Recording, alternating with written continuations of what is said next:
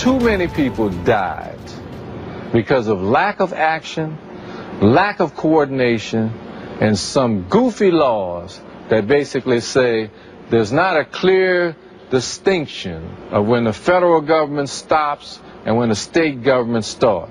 And if you have if the federal government takes over, then you're giving up some powers, or if the governor don't ask the president and the president don't ask the governor. And it was just BS. Bureaucracy. Bull crap. Ray Nagin was the mayor of New Orleans when Hurricane Katrina made landfall just about 10 years ago. He was the man in charge, and he was a main reason there were so many deaths in a city that was devastated. He's a liar, a fraud, a con artist. Oh, and did I mention he's also in jail as we speak? Always outspoken when he ran for office and then served as mayor of the city of New Orleans. Former New Orleans Mayor Ray Nagin didn't say anything as he reported to prison and officially became a federal inmate today. 12 years ago, he was being sworn in as the mayor of the state's most recognizable city, and today, he turned himself in.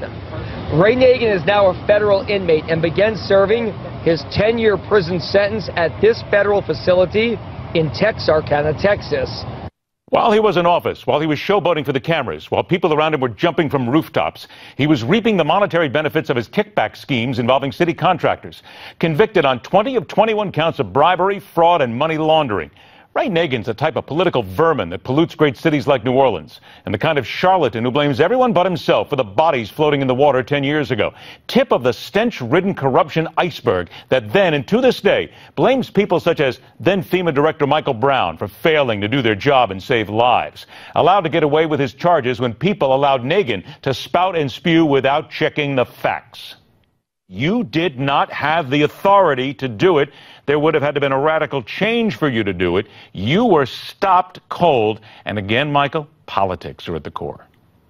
Absolutely. And I think that people don't understand, you know, if for the President of the United States to evacuate a major American city, you have to waive posse comitatus, you have to authorize the use of federal troops, of U.S. Army troops on American soil, and you have to waive the Insurrection Act, which is a Civil War act that says, you know, you can't just come in and take troops and take over, you know, a state.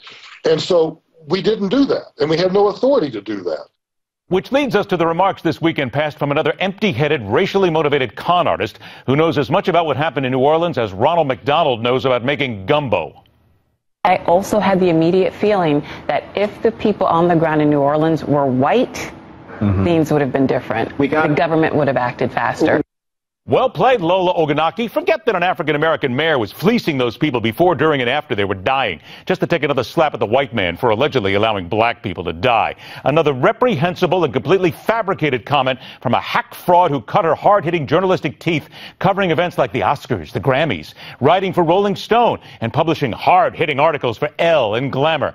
I'm done with these racist con artists, their lack of fact-checking, and their racial conspiracy theories. And I'm happy to call them out every time they seek to blame everything on color. People died in New Orleans because bad levees and Ray Nagin was cashing corruption checks.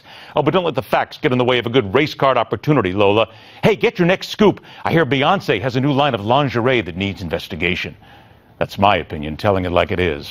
Rock on, true believers. See you tomorrow back here on The Hard Line.